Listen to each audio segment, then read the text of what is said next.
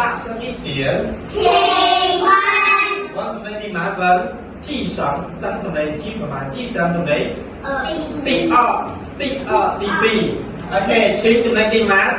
第二、第三。第三、OK，老師老師說，請同你點買？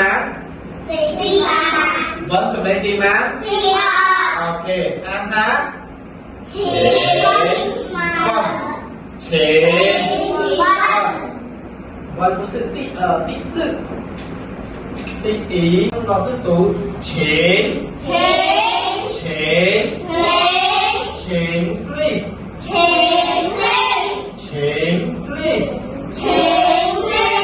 请问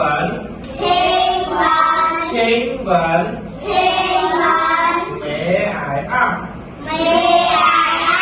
OK， 请你当一当。